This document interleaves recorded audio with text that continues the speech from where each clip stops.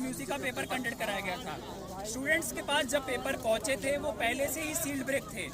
Student के सामने किसी भी क्लास में किसी भी स्टूडेंट के सामने सील ब्रेक नहीं की गई है। स्टूडेंट्स को पेपर मिले हैं, पेपर देने के बाद 15 मिनट के बाद पेपर वापस लिया गया है और रीज़न ये बताया गया है कि आपको पेपर एक दूसरा डिस्ट्रीब्यूट हो गया था जो आपका पेपर नहीं था। इसके बाद फिर से स्टूडेंट के पास पेपर जब पहुंचे हैं तो उनमें से वो पेपर तो पहले से खुले हुए थे। दूसरा बात, उसमें से OMR शीट पहले से फिल थी। कुछ ऐसे स्टूडेंट्स के पास OMR पहुंची है जो पहले से ही OMR में गोले जो थे वो भरे हुए थे।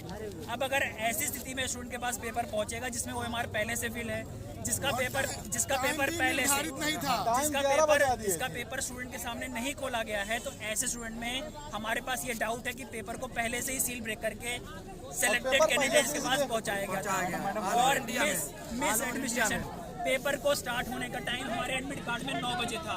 9:30 बजे तक किसी भी पेपर में किसी भी स्टूडेंट ने कोई OMR नहीं भरा है। और ये भी कहा गया कि 8 बजे के पहले 9 बजे के पहले पेपर। जी सर, हमारा एडमिनिस्ट्रेशन से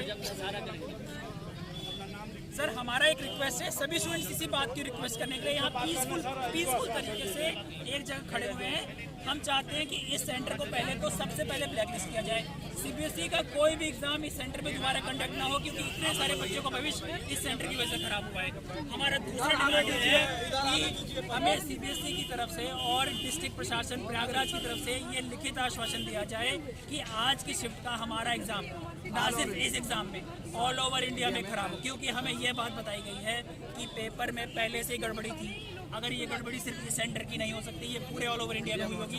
तो हमारी रिक्वेस्ट है कि पूरे ऑल ओवर इंडिया में इस एग्जाम को कंडक्ट ना कराया जाए। दोबारा CBSE की तरफ से हमें नोटिस मिले, एडमिनिस्ट्रेशन की तरफ से हमें ये आश्वासन मिले कि ये एग्जाम इस सेंटर पर कंडक्ट नहीं कराएगा, दोबारा एग्जाम कंडक्ट कराया जाएगा। हमारी सिर्फ इतनी सी रिक्वेस्ट है।